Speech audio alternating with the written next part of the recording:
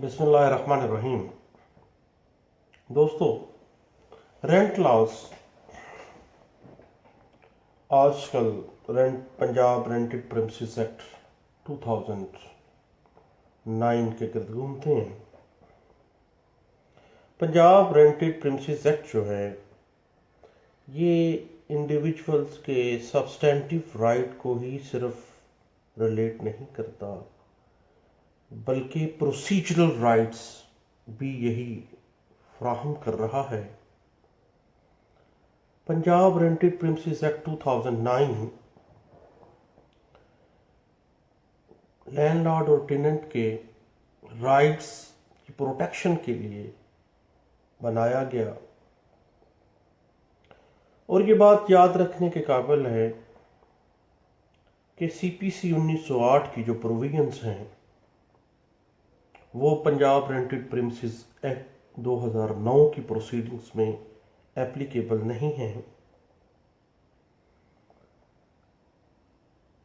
अगर आप ejectment proceedings में हैं तो कतई सूरत सीपीसी 1908 का कोई हवाला नहीं दे सकते कहीं भी उन प्रोसीडिंग्स में जो पंजाब रेंटेड प्रेमिसेस एक्ट 2009 के तहत इजेक्टमेंट में जा रही हैं।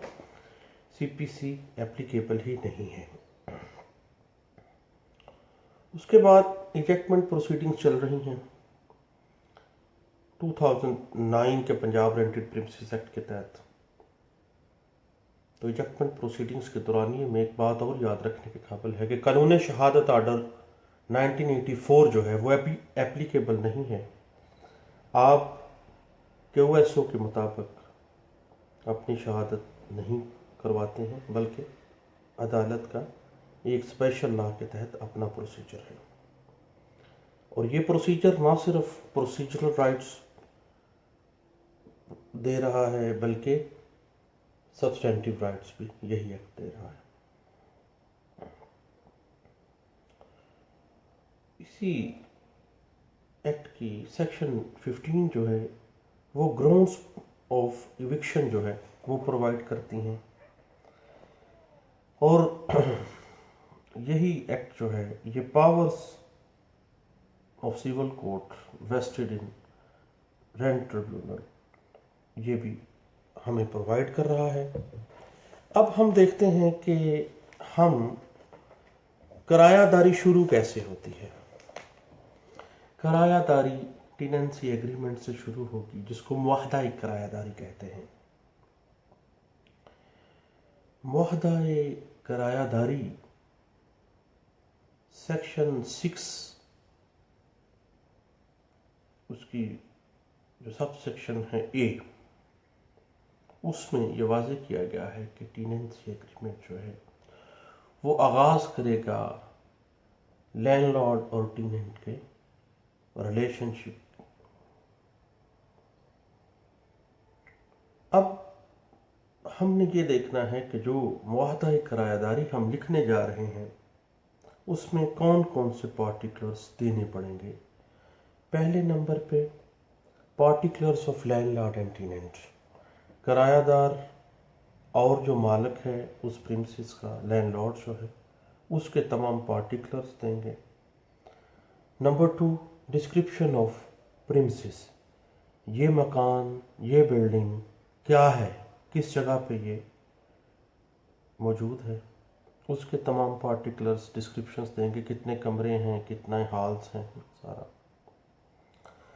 तीसरे नंबर पे जो चीज़ देखने वाली है वो है पीरियड ऑफ टेनेंसी का दिया जाना, कि कितने अरसे के लिए ये टेनेंसी क्रिएट की जा रही है। उसके बाद चौथे नंबर पे रेट ऑफ रेंट लिखेंगे कि क्या किराया होगा, 4,000, 5,000, 10,000, लाख, 2 लाख जो भी। और उसके साथ ही rate of enhancement of rent जो है, सालाना कितना किराया बढ़ेगा, ये भी आप उसमें लिखेंगे। उसके बाद ड्यू डेट जो है किराए की वो भी लिखेंगे। Mood off payment of rent वो भी आप लिखेंगे कि किराया हर महीने की 5 तारीख को किरायादार उसके घर आके कैश में अदा करेगा या चेक में देगा या मनी ऑर्डर देगा, जो भी मूड है वो उसमें टेनेंसी एग्रीमेंट में लिखा जाना जरूरी है। और अगर बैंक के जरिए किराया दिया जा रहा है तो particulars of the bank account of landlord लिखें कि लैंडलॉर्ड का ये बैंक अकाउंट नंबर है, इसमें ये हर महीने की 5 तारीख को या 10 तारीख को किराया जमा करवाया करेगा। उसके बाद पर्पस लिखना है कि किस मकसद के लिए आप जो लैंडलॉर्ड है वो प्रीमिसेस को रेंट आउट कर रहा है। रेजिडेंशियल पर्पस है, कमर्शियल पर्पस है, इंडस्ट्रियल पर्पस है, जो भी पर्पस है वो आपने लिखना है।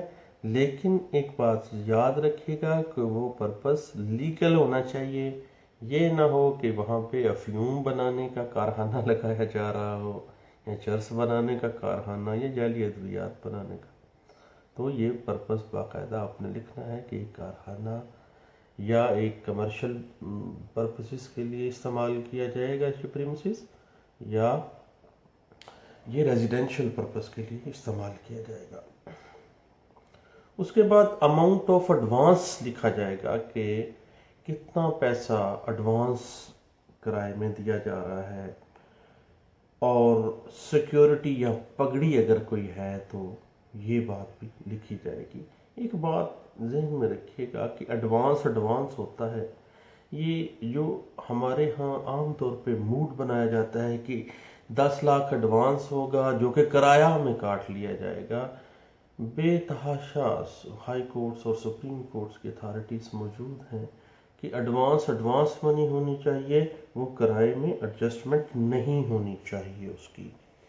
उसके बाद जनाब मामला है section 16 of Punjab rented premises act का कि जो रेंट ट्रिब्यूनल है वो क्रिएट कैसे हो गया। उसमें यह है कि प्रोविंशियल गवर्नमेंट जो है, सूबाई हुकूमत जो है, वो एक रेंट ट्रिब्यूनल एक डिस्ट्रिक्ट के अंदर या एक एरिया के अंदर बनाएगी। वो एक या एक से ज़्यादा स्पेशल जजेस होंगे रेंट ट्रिब्यूनल के, और जो पंजाब गवर्नमेंट है वो अपॉइंट करने से पहले किसी सिविल जज को रेंट ट्रिब्यूनल का जज बनाने से पहले लाहौर हाई कोर्ट लाहौर से कंसल्ट करेगी, और after consultation of Lahore high court Lahore जो है वो बाकायदा रेंट ट्रिब्यूनल के तौर पे वो रेंट ट्रिब्यूनल इस्टेब्लिश होगा। ये प्रोविजन है सेक्शन 6 सब सेक्शन 2 की। और लाहौर हाई कोर्ट लाहौर जो है वो किसी भी सिविल जज को या जुडिशल मजिस्ट्रेट को रेंट ट्रिब्यूनल के तौर पर काम करने का इख्तियार दे सकती है। किसी भी एरिया के अंदर एक से ज़्यादा जुडिशल मजिस्ट्रेट या सिविल जजेस को इख्तियार दे सकती है। तो पंजाब रेंटेड प्रीमिसेस एक्ट 2009 की सेक्शन 16 जो है वो रेंट ट्रिब्यूनल जो है वो क्रिएट कर रही है, जो जिसका इख्तियार Lahore high court Lahore Punjab government के साथ कंसल्टेशन, इन दोनों की बाहमी कंसल्टेशन होती है, और वो किसी सिविल जज को या किसी जुडिशल मजिस्ट्रेट को उसके इख्तियारात दिए जाते हैं, बाख्तियार किया जाता है एज ए रेंट ट्रिब्यूनल।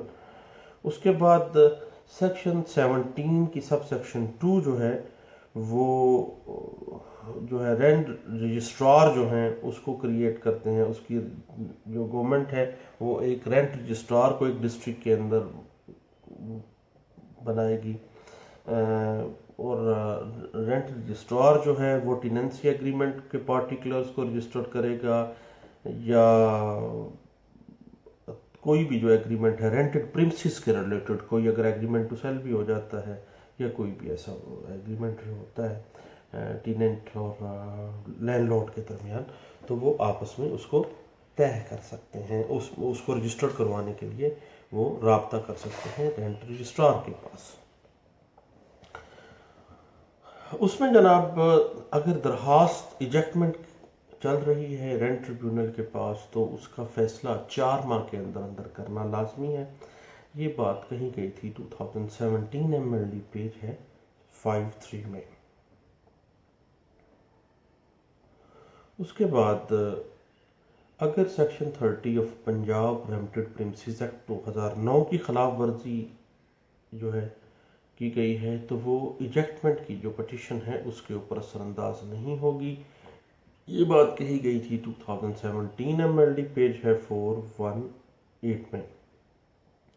उसके बाद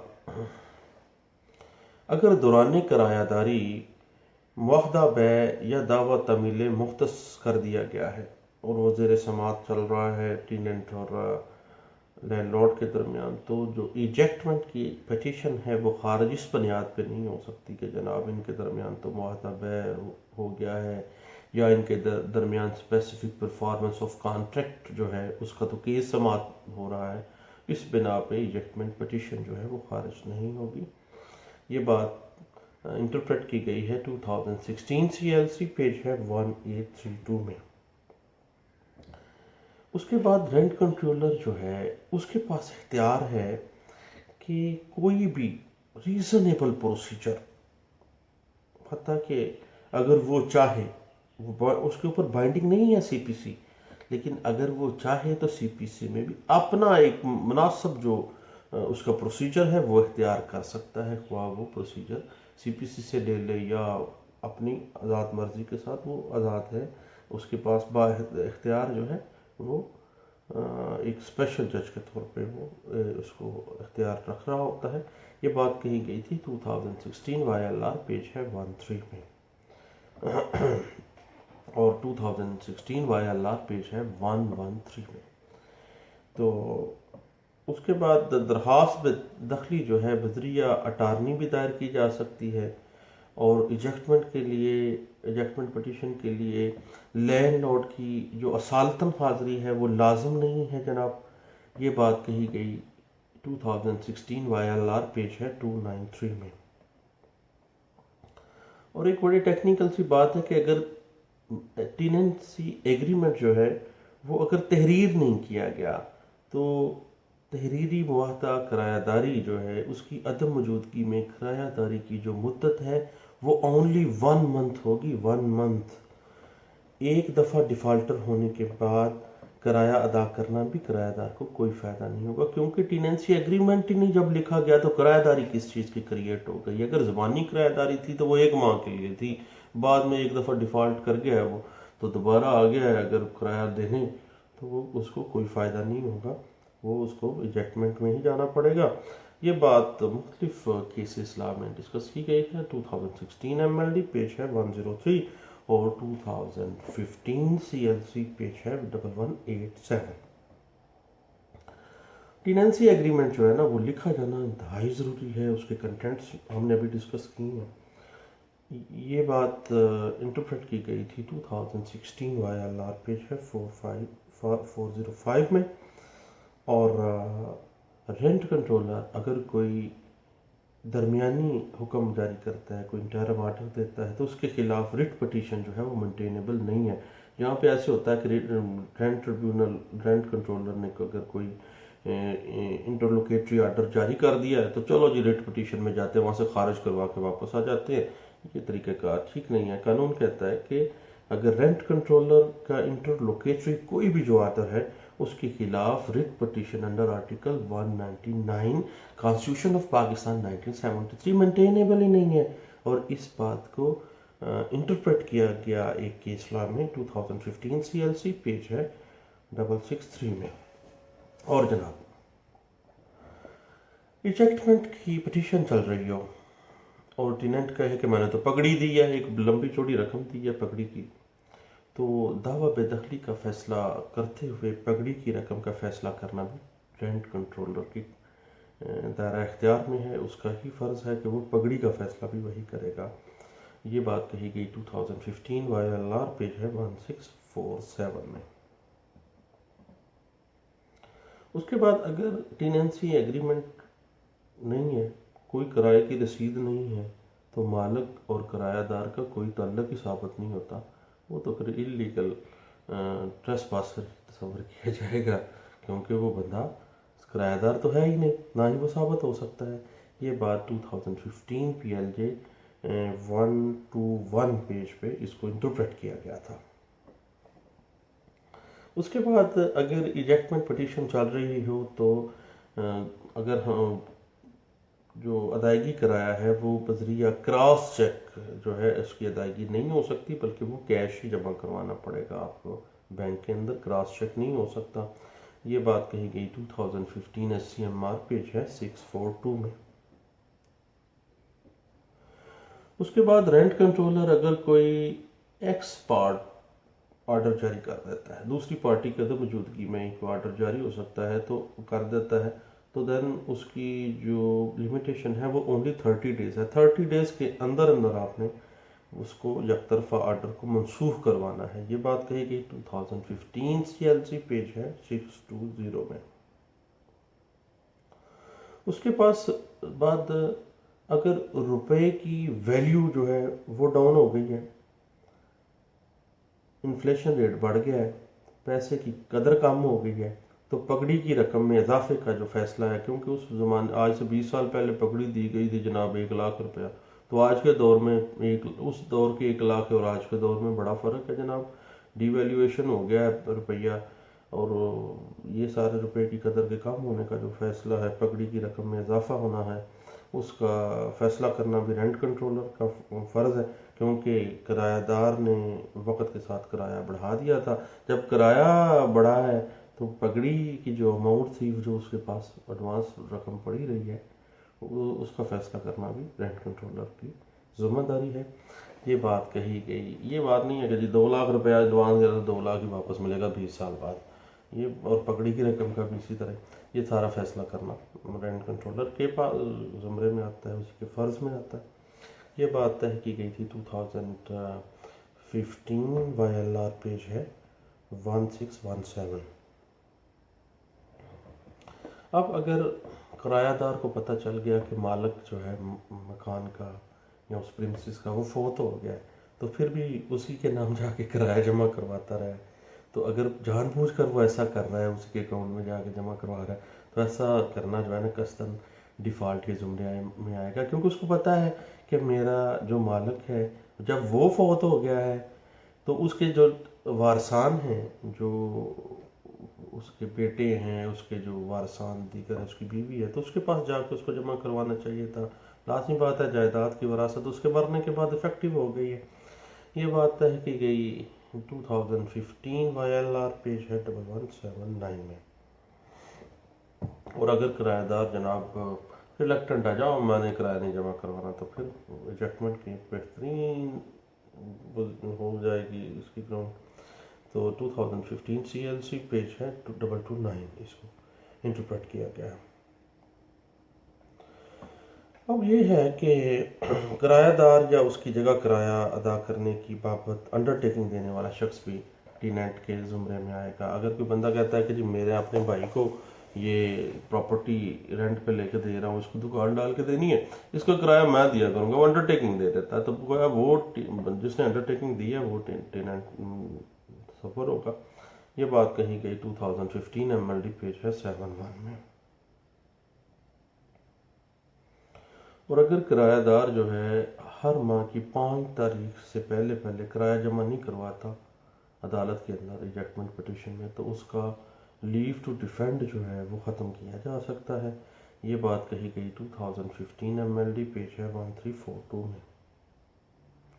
और अगर लैंडलॉर्ड खुद किराया नहीं वसूल करता, बल्कि अपनी जगह पे उसने किसी और बंदे को अथॉरिटी दी है कि वो जाके किराया वसूल कर ले, तो जो किराया वसूल करने वाला शख्स है वो भी लैंडलॉर्ड के जुमरे में आएगा, क्योंकि उसके पास लैंडलॉर्ड की अथॉरिटी मौजूद है।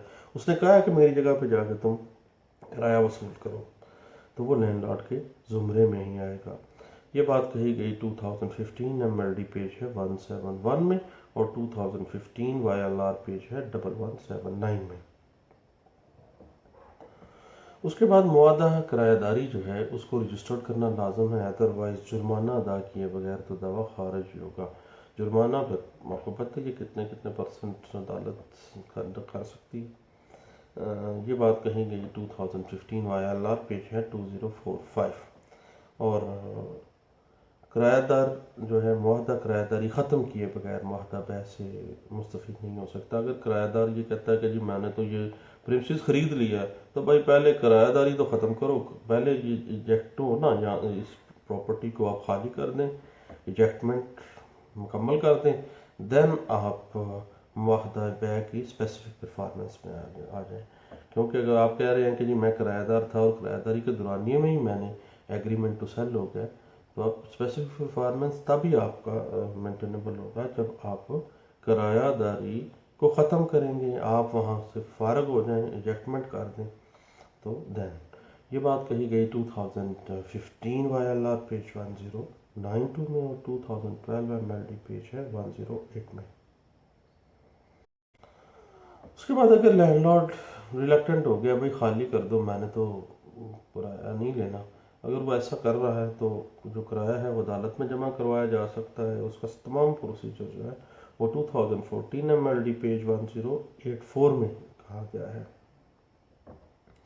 और अगर किराएदार जो है अदालत के हुक्म के बावजूद किराया जमा नहीं कर रहा, अदालत को दे ही नहीं रहा हर माह की 5 तारीख से पहले पहले, तो उसका लीव टू डिफेंड, अगर वो आ गया लीव टू डिफेंड के लिए, तो वो नहीं उसको किया जाएगा। ये बात कही गई थी 2014 CLC पेज है 929 में। और एक और बात ध्यान में रखिएगा कि पंजाब रेंटेड प्रिमिसेस एक्ट जो है ना, उसकी कुछ लिमिटेशन है। कैंट के एरिए में 0/0 इसका कोई एप्लीकेशन नहीं है, और कोई ऐसा प्रिमिसेस जो रूरल एरिया में है, रूरल एरिया में मौजूद है, मसलन किसी रूरल एरिया में कोई प्रिमिसेस मौजूद है, तो वहाँ पे भी पंजाब रेंटेड प्रिमिसेस एक्ट जो है वो एप्लीकेबल नहीं होगा, और कैंट के एरिया में भी एप्लीकेबल नहीं है।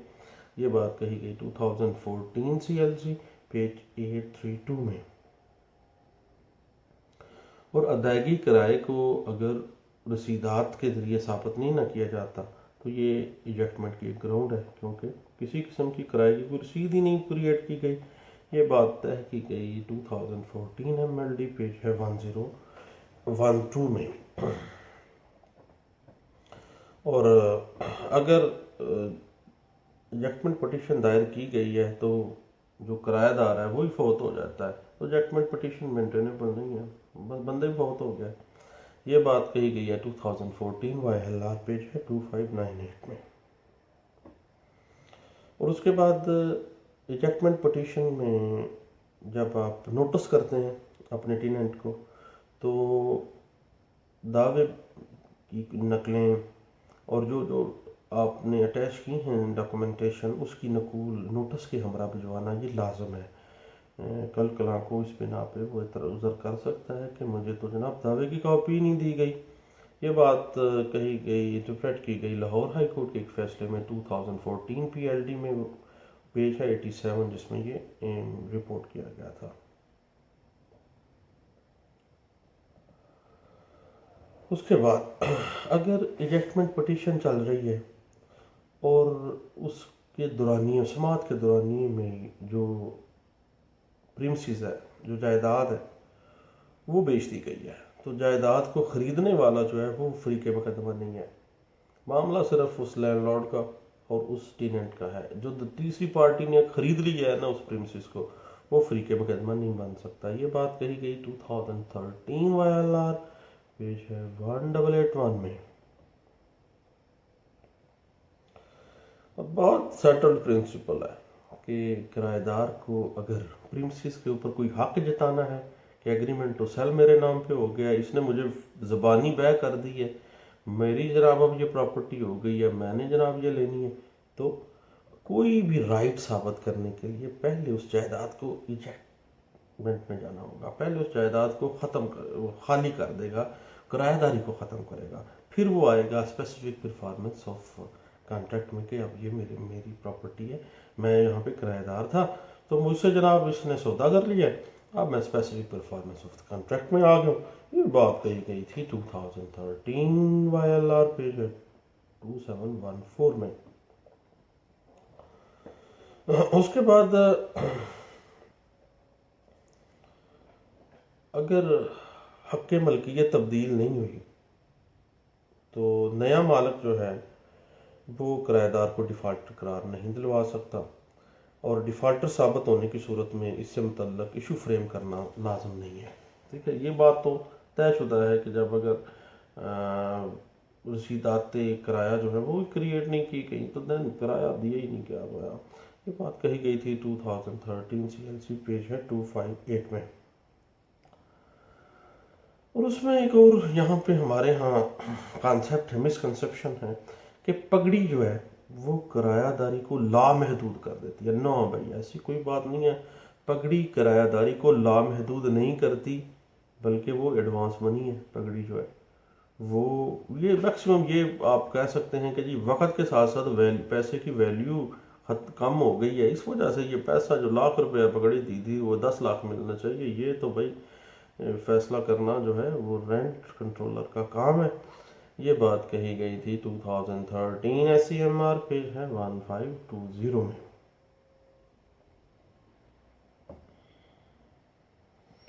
उसके बाद एक बड़ी टेक्निकल सी बात है कि इजेक्टमेंट पिटीशन में जो जुर्माने की रकम है वो अगर अदा नहीं की गई तो इस वजह से जो इजेक्टमेंट पिटीशन खारिज नहीं की जाएगी, क्योंकि जुर्माने की रकम बाद में भी अदा की जा सकती है। ये बात कही गई 2013 SCMR पेज है 1520 में। उसके बाद रेंट कंट्रोलर जो है कोई भी फाइनल ऑर्डर दे देता है, इंटरोगेटरी में तो पिटीशन नहीं होगी, जो अवेलेबल नहीं है। रेंट कंट्रोलर के फाइनल ऑर्डर के खिलाफ अपील होगी, ठीक है जी। रेंट कंट्रोलर के फाइनल ऑर्डर के खिलाफ अपील रवा होगी, अपील आप कर सकते हैं। ये बात कही गई 2013 MLD पेज है 371 में और 2009 YLR पेज है 136 में।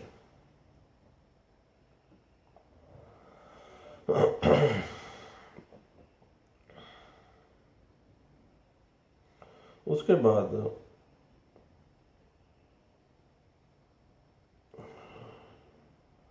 अगर रिजेक्टमेंट पिटीशन में ये साबित हो जाता है कि टेनेंट और लैंडलॉर्ड का रिलेशनशिप मौजूद था, ये बंदा वाकई किराएदार था और ये बंदा लैंडलॉर्ड था, साबित हो गया है, रसीदाते किराया आ गई हैं, टेनेंसी एग्रीमेंट आ गया है, देन इजेक्टमेंट पिटीशन में इजेक्शन जो है ना, इजेक्टमेंट वो लाजमी होगी। ये नहीं हो सकता कि इजेक्टमेंट जज साहब ना करें, करनी पड़ेगी उनको। ये बात कही गई 2012 YLR पेज 148 में। उसके बाद अगर कानून के मुताबिक उसको नोटिस नहीं भेजा गया किराएदार को, तो यक तरफा कार्रवाई नहीं की जा सकती जनाब। और अगर की गई है यक तरफा कार्रवाई विद इन 30 डे, वो आके उसको खारिज करवा देगा, उसके पास इख्तियार है। तो ये बात डिस्कस की गई 2011 YLR पेज है 2705 में। और रेंट के जो जितने भी मामला हैं ये बात नहीं, 145 CRPC वाली कार्रवाई की मैं बात नहीं कर रहा जनाब, ये मैं बात कर रहा हूँ पंजाब रेंटेड प्रीमिसेस एक्ट 2009 की। जो उसके मामलात है ना, उसमें किसी भी मामले के ऊपर रिवीजन लाइन नहीं करनी, अगर करनी है तो अपील ही होनी है, रिवीजन में नहीं जाना। रिवीजन में जाने की गलती ना कीजिएगा, रिवीजन होती नहीं है इसकी, रेंट के मामलात में निगरानी नहीं होती। ये बात इंटरप्रेट भी की गई है एक केस लॉ में जो रिपोर्ट किया गया था 2011 PLJ Lahore high court page है 745 में। उसके बाद जो टेनेंट है वो मुआहदा जो किरायादारी है उसमें तो सी का मुतालबा बतौर राइट नहीं कर सकता कि मैं आपका 10 साल से किराएदार हूँ, तो मेरा किराया जो है, किराएदारी का जो एग्रीमेंट है उसको और बढ़ा दो ना भाई ना, एडजस्टमेंट आपको करनी पड़नी है।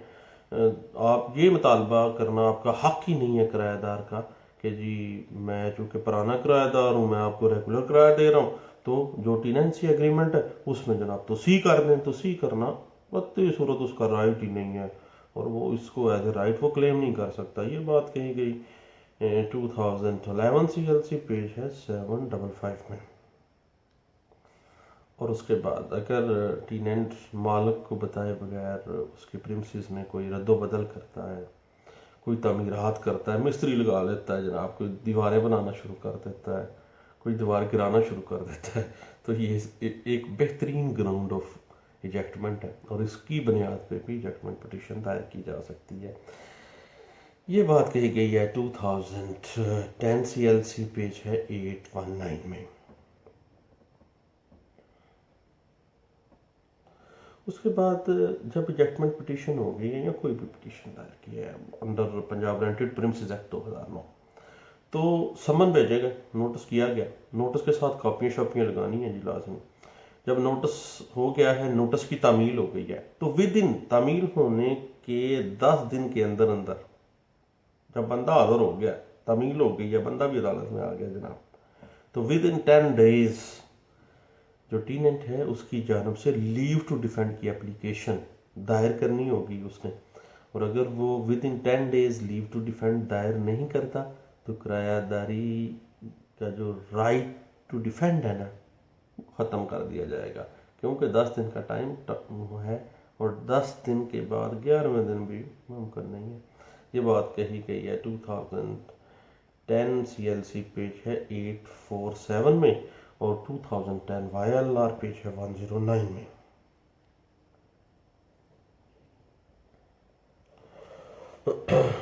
और उसके बाद अगर किसी बिल्डिंग का कोई सौदा चल रहा है, उधर से जजमेंट पिटीशन भी चल रही है, या जनाब अभी कोई मसला भी नहीं है, किरायादार वहाँ पे किराया दे रहा है, तो मालिक ने बाहर बाहर से सौदा कर दिया उस बिल्डिंग का, तो भाई कतई सूरत ज़रूरी नहीं है कि जो लैंडलॉर्ड है वो पहले किरायादार को नोटिस करता कि भाई ये प्रॉपर्टी जो मैंने तुमको किराए पे दी है अब मैं सेल आउट करने जा रहा हूँ। ना भाई ना, ऐसे नहीं है, क्योंकि आर्टिकल 23 और article 24 of constitution of Pakistan 1973 उसको right of property and right of safeguard property जो है वो प्रोवाइड कर रहा है। वो अपनी प्रॉपर्टी को एंजॉय कर सकता है, उसको पोजेस कर सकता है, उसको अपने पास रख सकता है, उसको डिस्पोज ऑफ कर सकता है, ये तमाम राइट्स उसके कॉन्स्टिट्यूशनल राइट्स हैं। अब वो अपने राइट्स में अपने किराएदार को तो शामिल नहीं करेगा कि भाई अब मैं बेचने लगा हूँ, आ जा भाई, ऐसे नहीं है। उसको नोटिस करना भी लाजमी नहीं है, कतई सूरत कोई ज़रूरत नहीं है उसको बताने की भी। तो क्योंकि बिल्डिंग की अगर सौदा करना है, फ़रोख्त करनी है, मलकियत तब्दील करनी है, तो किराएदार को नोटिस करना कोई लाजमी नहीं है। ये बात इंटरप्रेट की गई एक केस लॉ में जो रिपोर्ट किया गया था 2010 MLD पेज है 1988 में। उसके बाद जनाब अगर किराएदारी की मुद्दत 1 साल से ज़्यादा है तो उस टेनेंसी एग्रीमेंट को रजिस्टर्ड करवाना लाजम है, अदरवाइज 0/0। ये बात कही गई 2009 YLR पेज है 2294 में। और अगर फर्ज करें कि नया मालिक आ गया है, पहले मालिक ने प्रॉपर्टी सेल आउट कर दिया, नया मालिक आ गया, या उसने प्रॉपर्टी सेल आउट की, तो वो जो नया मालिक आया है वो स्पेसिफिक परफॉर्मेंस की डिग्री लेके आ गया, नया मालिक आ गया, पुराना लैंडलॉर्ड चला गया, वो फरोख्त कर गया है, ठीक है जी।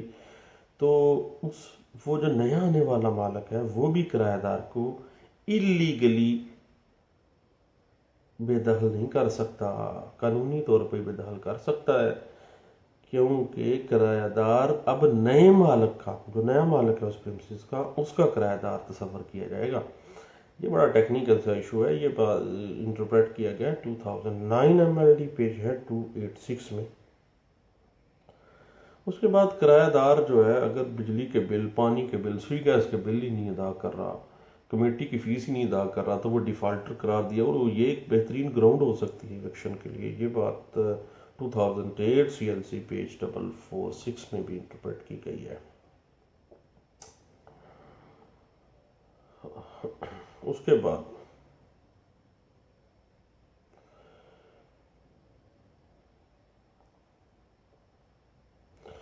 बाकी आ गया एग्जीक्यूशन का मामला। अब रेंट कंट्रोलर के दावा इजेक्टमेंट की जो एग्जीक्यूशन है वो उसी रेंट कंट्रोलर की कोर्ट में होगी जिसने वो इजेक्टमेंट पिटीशन पास की है। ये बात इंटरप्रेट की गई थी 2004 SCJ पेज है 547। उसके बाद किरायादारी में अगर इन्हांसमेंट ऑफ रेंट नहीं ना लिखा गया तो ये एक चीज़ रह गई थी कि जब किरायादारी लिखी गई कि जनाब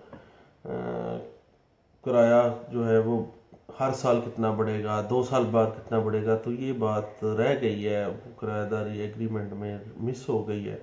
तो भाई 3 साल बाद जो अगर कमर्शियल बिल्डिंग है तो उसका किराया खुद ब खुद 25% के हिसाब से बढ़ जाता है। और अगर रिहायशी है तो देन 10% बढ़ जाएगा। ये कम अज़ कम है। ये बात इंटरप्रेट की गई थी 2003 CLC पेज है 40 में। और एक बड़ा टेक्निकल सी बात है कि रूरल एरिया के अंदर जो बिल्डिंग्स हैं उसके ऊपर पंजाब रेंटेड प्रीमिसेस एक्ट जो है वो एप्लीकेबल नहीं होगा, बल्कि ये तो होगा सिर्फ अर्बन के एरियाज में जो बिल्डिंग्स मौजूद हैं उसके ऊपर होगा।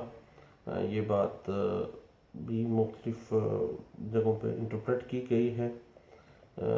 और उसके बाद रेंट कंट्रोलर के पास इख्तियार है कि वो अगर डिफ़ॉल्ट है, पिछले कई सालों से वो किराया ही नहीं दे रहा किराएदार, और अब मालिक मकान तंग आके अदालत रेंट कंट्रोलर के पास आ गया है, तो रेंट कंट्रोलर जो है मैक्सिमम प्रीवियस 3 ईयर तक का किराया जमा करवाने को कम दे सकता है कि पिछले 3 सालों का किराया जमा करवाओ जो तुमने दिया नहीं है अपने लैंडलॉर्ड को।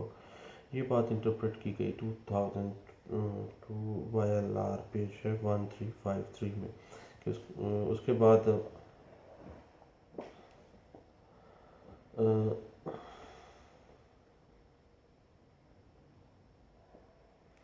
ये जनाब चंद एक चीज़ें थी जो रेंट लॉज को डील करती हैं। और पंजाब रेंटेड प्रीमिसेस एक्ट 2009 से मुतल्लिका है। और इसमें सबसे अहम प्रोविजन तो यही है कि application of CPC and QSO बाख्तियार है जी रेंट कंट्रोलर। और रेंट कंट्रोल जो ट्रिब्यूनल है वो सेक्शन 16(2) के तहत कैसे वजूद में आता है, टेनेंसी एग्रीमेंट किस तरह क्रिएट किया जाता है, ये तमाम चीज़ें बड़ी अहम है जो हमें सिविल करने वाले जो वकाला हैं उनको पता होनी चाहिए। मैंने सोचा अपने दोस्तों के साथ भी ज़रूर ये शेयर करनी चाहिए जनाब। तो अगर सुन लेते हैं तो आपकी मेहरबानी है, नहीं सुनते तो अनफ्रेंड करें और छोड़ें जनाब। थैंक यू, अल्लाह हाफिज़।